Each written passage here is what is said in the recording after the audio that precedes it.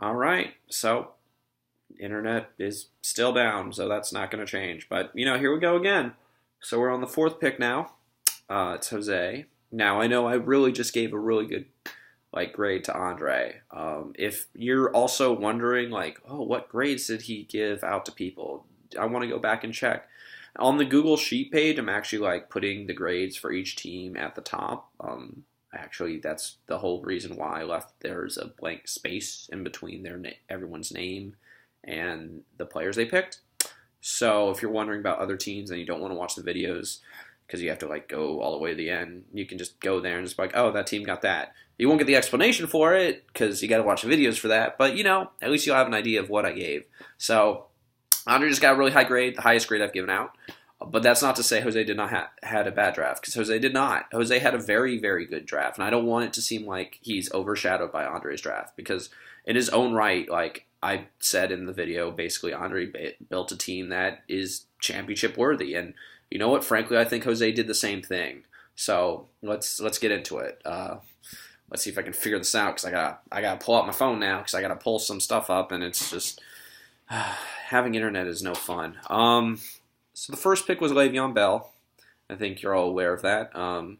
At this moment in time, it is September 5th, 5 o'clock. I know I've been seeing on Twitter going throughout the day, Le'Veon's he's saying he's going to show up when he shows up, but he's trying to get his long-term basically deal so he can make his money. So I'm not sure he's going to actually, show up for the season for week 1. But I mean, I remember when I had him and he missed the first 2 weeks of the season because he was suspended, and that was 2 years ago, and he fell to 12th for me, and I probably would have taken him in the top 5 even without those 2 games, because he's an incredible player who I liked him more than I liked Todd Gurley, because he's just super duper consistent, and now he's going to miss a game, and I still would say he's a top 5 player at running back. So I don't have any problem with this as a perfect pick. It was this or David Johnson. Frankly, I think he's better than David Johnson, even though David Johnson was the number 1 running back 2 years ago in fantasy, because Bell's just consistently done it. He's consistently a top 2 running back at the position, and he's just really, really, really good. Let's see what's something I can pull up here. I have written down notes. So, yeah, I don't think he's going to play on Sunday, but to give you an idea of how good Le'Veon Bell is, last year he averaged 16 points a game in fantasy in our league. Now, obviously, that was behind Todd Gurley. Todd Gurley was the number 1 with 17, but Le'Veon Bell has done, that was Todd Gurley's peak. Le'Veon Bell has done this for about 3 or 4 seasons now, okay? He missed a season because he was hurt, but other than that, he just gets up out of bed, gets double digits week after week after week. You can bank it. So they're still trying to figure out if he's going to be there this week. That's a bit of a concern, obviously, but we'll get into why that's not that big of a concern for Jose, at least later on. And I mentioned it in the message board last night, and I'll go over a little more, but I think I went into pretty big detail why I'm just missing Bell kind of sucks. But he's not in a terrible situation. At least Jose's not. So after that, you took Kenyon Drake. Now, I had mentioned in Charlie's video, my ride or die this year was Christian McCaffrey. I really, really believed in Christian McCaffrey. I was hoping he'd fall to me in the second round. He didn't. I didn't really like everyone on my board at the time. And I took Jerick McKinnon because I think he had a lot of potential. Now, obviously, that's blown up in my face because he's blown out his knee. I mentioned in Andre's video how, Rob Gronkowski was possibly the best player on the board, but I probably would have taken Kenyon Drake.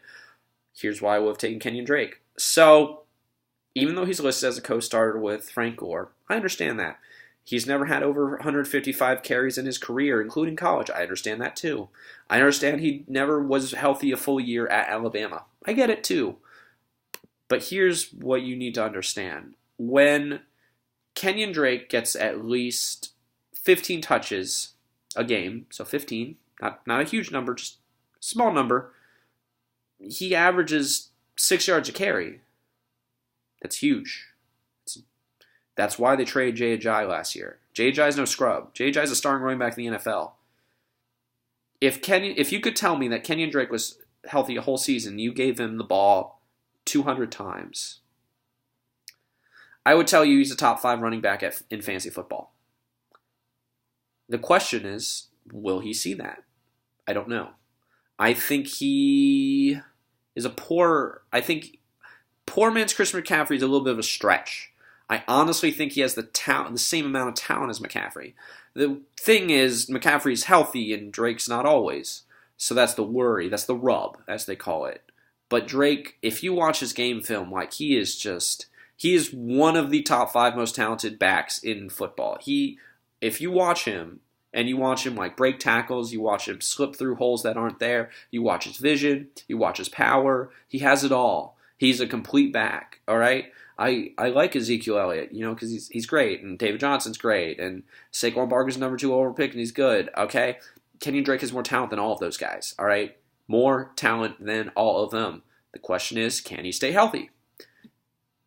And that's why it's built in. That's why he's a second-round pick. That's why he fell this far, because, that's really the rub. But he's really, really good. I can't emphasize how good Kenyon Drake is that people are sleeping on because, he plays on the Dolphins, and Adam Gase said Jay Ajayi was going to see 25 touches a game last year. He lied, and then he traded him.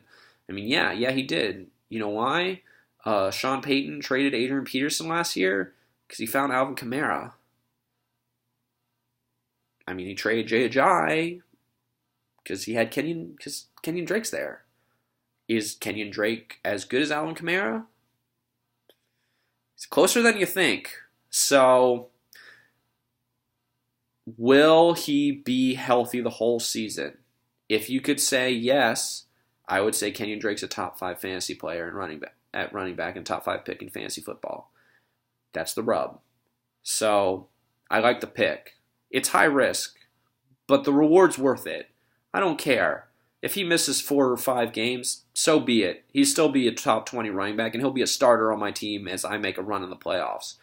So, if I get 12 games out of him, worth it.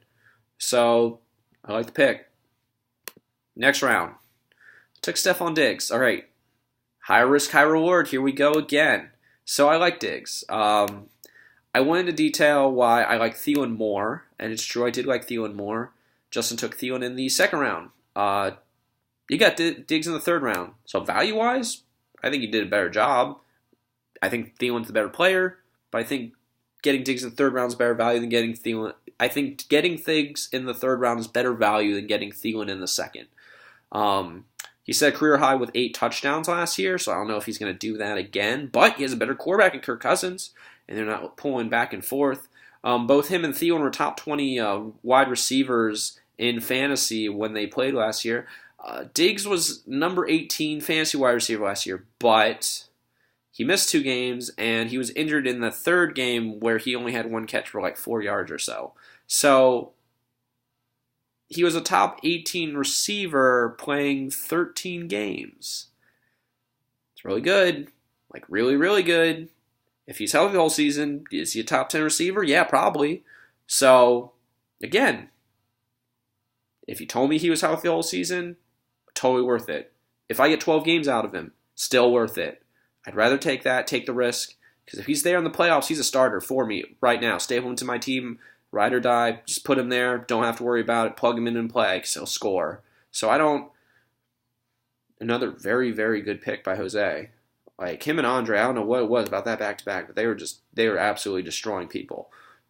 Actually, you know what? Eileen didn't have a bad draft either, but we'll get into that. So, next is Carlos Hyde.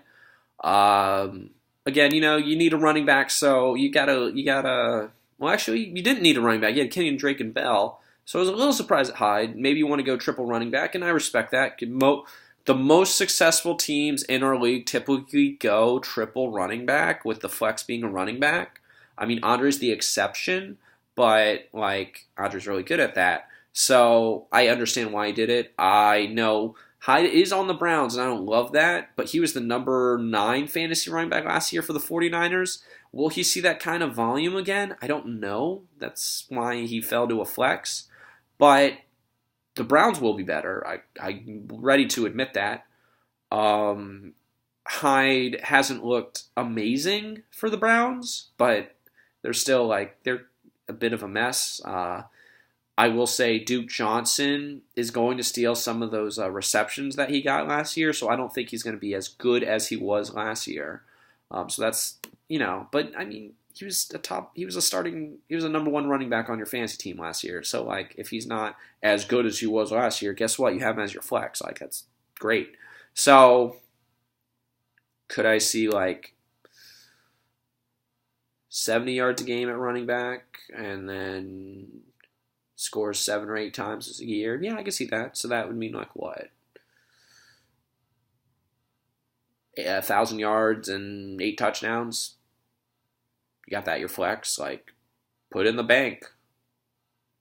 Plug him and play. Don't worry about it. That's what this is. You can't do better than that. That's great. It's great. It's a great pick. He's the best player on the board. And there's nothing more to say. So, next I took Marvin Jones Jr. First, I'm surprised Jones Jr. fell this far. I mean, Jones Jr. was fantastic last year. He was the 6th best wide receiver. Scored 10.3, I want to say, fantasy points a year, or last year. He scored a lot of touchdowns. I mean, the worry is he won't be as good because last year was really his breakout year, but same quarterback, same offensive coordinator. I mean, different coach and stuff. Well, nope, my internet's still out. Sorry. Checking is oh, maybe I got a notification. My internet's back. No, I got lied to. Again, kind of like Hyde, I don't know if he'll be as great as he was last year, but if he is awesome, if he's not, he was awesome last year, so that's okay. You took him as your number 2 receiver. He was a number 1 starting wide receiver on a possible, high playoff team last year, pushing for a championship. If he's your number 2 receiver, and maybe he's not as good as last year, who cares? I don't need him to get me, 1,400 yards and, 8 touchdowns. I'll take 1,000 yards and, 6. That's fine. I'll take that. Again, take it to the bank. Plug him in. Play. Don't worry about it. It's crazy to me. Him and Andre are just, starter after starter, game, round after round. They were just locked in. He knew a guy, saw a guy, grabbed the guy, and people just let him take it. So next was Jordan Wilkins. I do feel this was a reach. I like, though, that we just decided, it's just Jose, I mean, if you look at the board, I completely understand the pick. Because, running back depth is super duper important. And unlike Andre, Jose was just you know what? I need to reach for a running back here. I really need to get something. Andre got Michael Crabtree, and Jose got Jordan Wilkins. Do I like Michael Crabtree more than Jordan Wilkins? I mean, I do, because I think Crabtree could be terrific. He could be a top 15 receiver. But if I only have 2 running backs the same way Andre did, and Jose only has 2 running backs, well, Jose has 3 running backs. If I was Andre, would I have taken Wilkins over Crabtree? Possibly, yeah. Because I need to address need, and I need depth at running back. And Wilkins is the starting running back today on the Indianapolis Colts. I think this was quite, taking the 6 rounds a bit high for my blood. I think maybe you could have gotten away with waiting, but you know what? You've already got starters basically everywhere. So you know what? I can appreciate the fact that you're just you know what? I just want to reach for someone I believe in. When you have starters everywhere, go for upside. Just do it. Don't be Mac or Justin, where you're just kind of maybe I'll take this guy and he'll be all right. Why? So he can I can cut him and he can go on free agency. I can replace him with a guy who's exactly like him. No, forget that. You know what you should use? You should use your draft capital on taking a guy you believe in, who has some talent, who has a chance to actually make or break your season. You have filled up your roster with very, very good starters.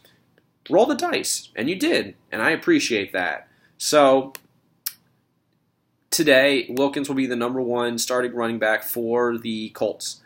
He's looked all right in the preseason. He hasn't been great.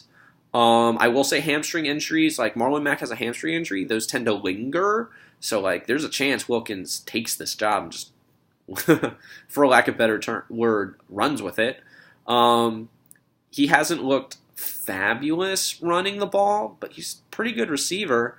And with Andrew Luck, they'll need someone to pass block, and he's probably the best pass blocker, so he will see the field. I know, like, Robert Turbin's still on that backfield for whatever reason, and he's hurt too with an ankle injury. Wilkins has been a bit of a mixed bag, but he's a starter on a team today in fantasy football. It's pretty good. So, and he's on your bench, why not? Take a shot. You got talent.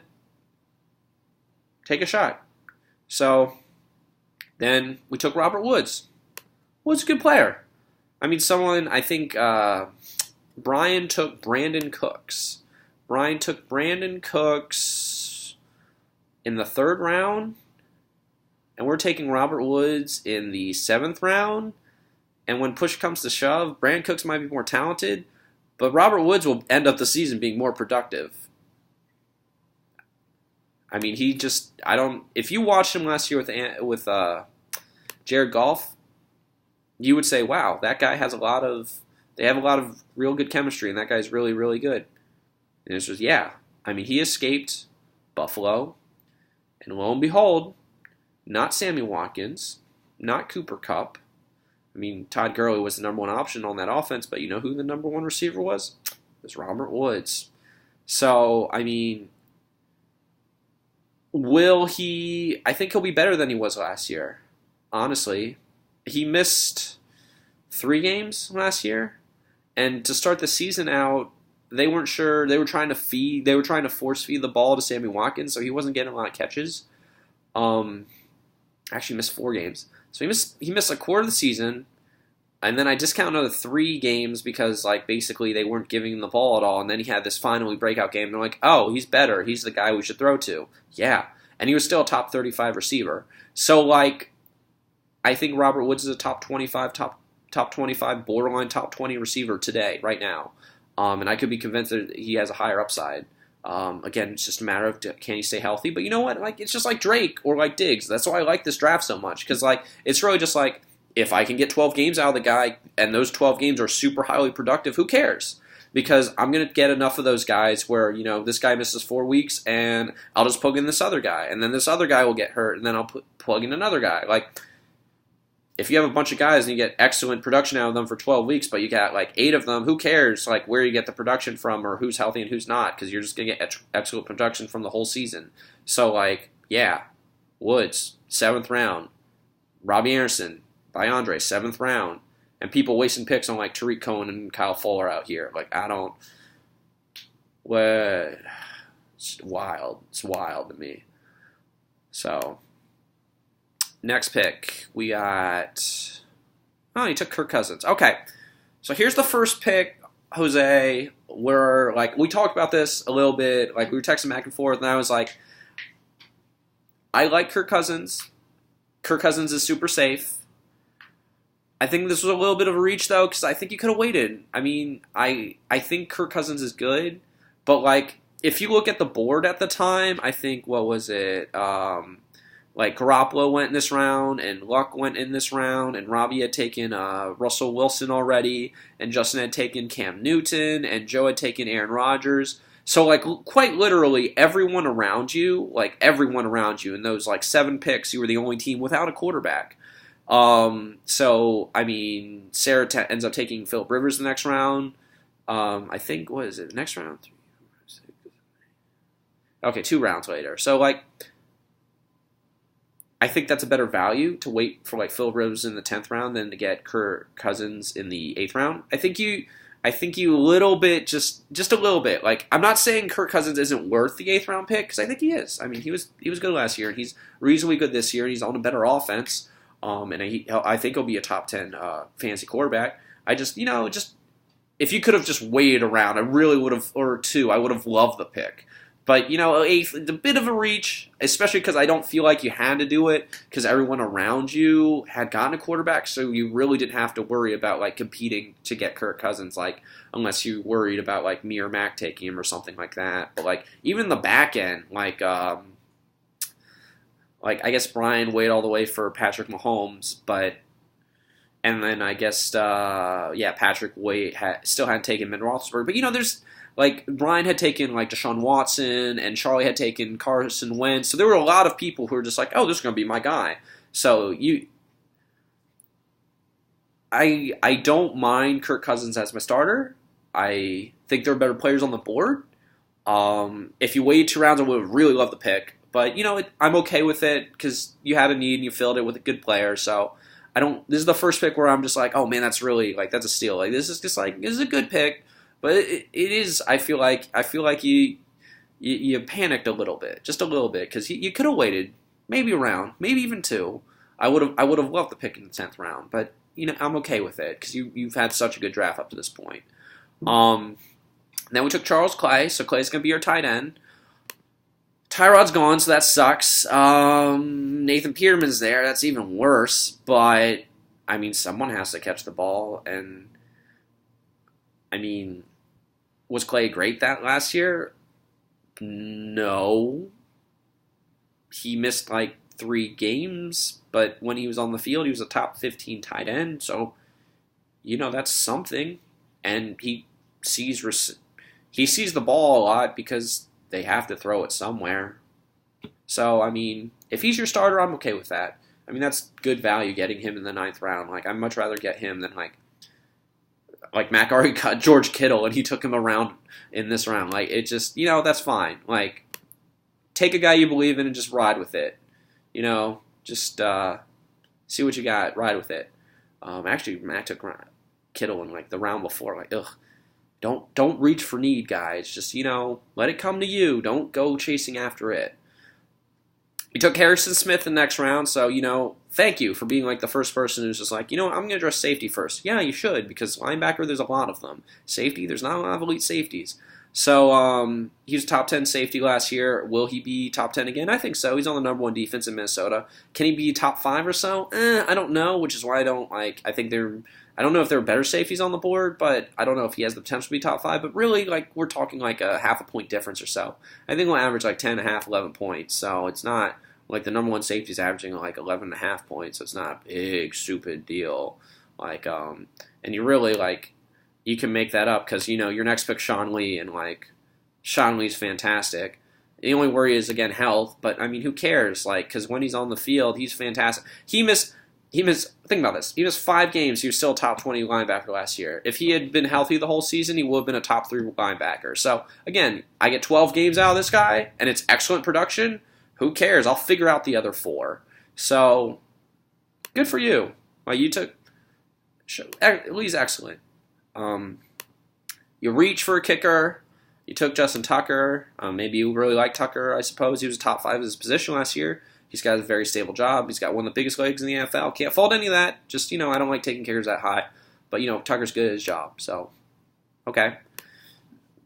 Here we go. And here, this is just indicative of why I like your drafts, Jose, because you understand what you have, you understand the risk, and sometimes you need to protect yourself from that risk. So you had taken Le'Veon Bell in the first round, right? And we are now all the way, 13th round. We're in the 13th round now, okay? People are taking, Andre took Matt Bryant in this round. All right, Joe took Eric Kendricks at linebacker in this round. Sarah took Will Lutz in this round. All right. I myself took Mike Williams in this round. All right. Charlie took Danny Amendola in this round. Okay. Ryan took Rob Kelly in this round. This is a better pick than all of those picks. And it's not close because it's James Conner. Okay. And I mentioned this before. I mentioned this yesterday. I mentioned it on the chat. I'm sure everyone's seen it, but I watch college football to get a sense of who's really good because I love the NFL. And for the last few years, there's been a lot of good running backs coming out of college football. Saquon Barkley was a really high pick, and Leonard Fournette was a really high pick, and Ezekiel Elliott was a really high pick, and like Rashad Penny was a first-round pick this year, and the Bucs used to pick on like Ronald Jones, and there's just people are finally respecting the running back position and using high draft picks to fill it. Like, that's awesome. I'm super stoked about that. James Conner was one of my favorite running backs the last few years. So I'll go through it again. Freshman year, led Pittsburgh in rushing as a true freshman.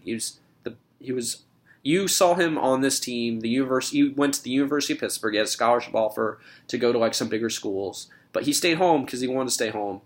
So he stayed at his hometown, University of Pittsburgh College, and he was the best player on the field as a freshman. He led the team in rushing, all right? As a freshman, all right? So sophomore year, he leads the ACC in rushing, all right? The Atlantic Coast Conference leads the University of Pittsburgh. Again, they're terrible right now, all right? Before him, they're losing like 9 games a season, all right? That's how bad they are. Like, to give you an idea of how bad they are, Nathan Pearman transfers into the University of Pittsburgh to become their starting quarterback the last 2 years of James Conner's career. Like, that's how bad they were at quarterback that they needed to have Nathan Pearman come in and transfer and be the starter for them. Okay? Like, it was literally ride or die with James Conner those first 2 years. They were rough.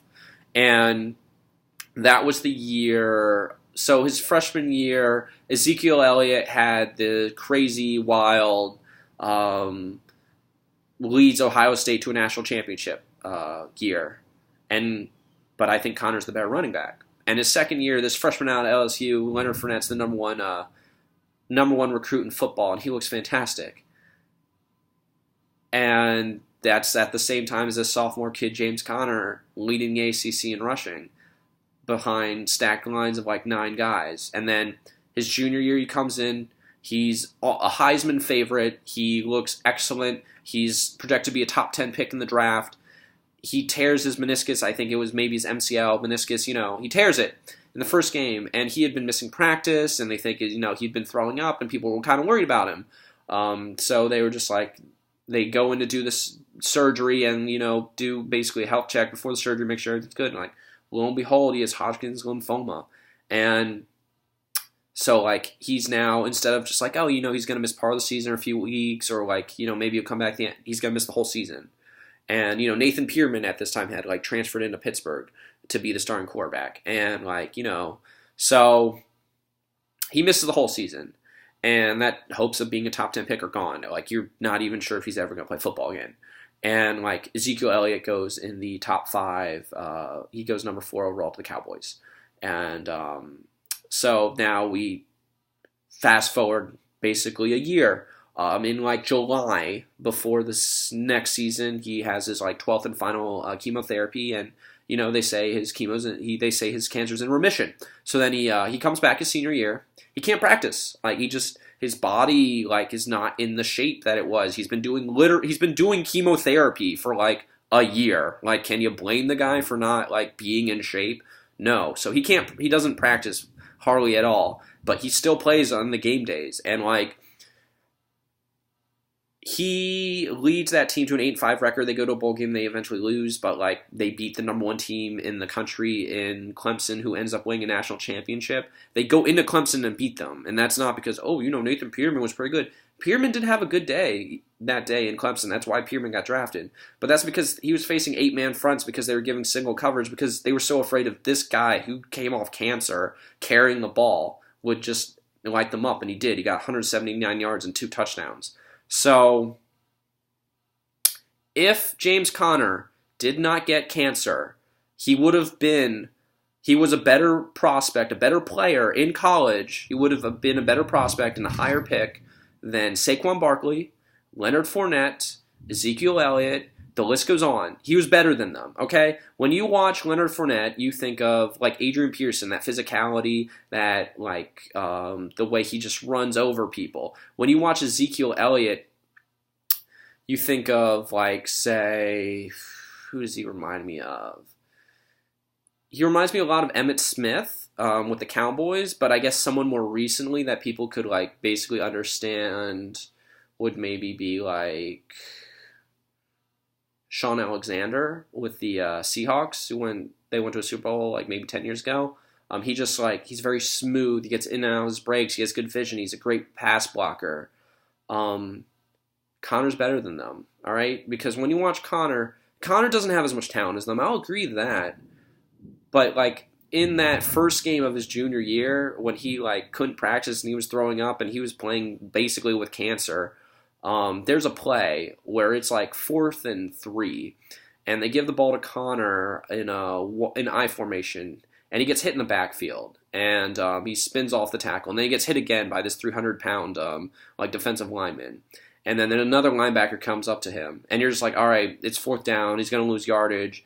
And you watch this like kid, and he just like basically puts 3 people on his back and somehow turns like a 3-yard loss into like an 8-yard gain. And like Connor, what makes Connor great is like his balance, his strength, but he just has this will to just power through things. Like, I don't know what you would call it, because I hate to use the word heart. Like, oh, people have a strong heart. He just has a will. Like, I'm going to score, and you can't stop me. It doesn't matter what you do. I'll run through you. I'll run around you. I'll jump over you. Whatever I need to do, but I'm going to score, and there's nothing you can do. So I say all that to say this. It doesn't really concern me that Le'Veon Bell is out, because James Conner is an excellent running back. James Conner would be a top 10 fantasy pick if he was available and the starter for the Steelers. James Conner is a starting running back in this league. If like another team had him out on their team, James Conner would have been a top 5 pick in the NFL draft had he not gotten cancer. So like, yeah, you don't have Le'Veon Bell. You know, that kind of sucks because Le'Veon Bell's really good. But you know what? When you take risky picks like that, you back it up. And you back it up with someone great. All right? James Conner's great. Le'Veon Bell is great too. All right? I'm not trying to say Le'Veon Bell's not excellent. But that doesn't mean James Conner can't be great as well. So, that's just my spiel on James Conner. I really, I don't know, people just falling asleep. That's why the back of the draft matters. So, then we got Frank Gore. Funny enough, backing up your Kenyon Drake pick with the ageless wonder that is Frank Gore.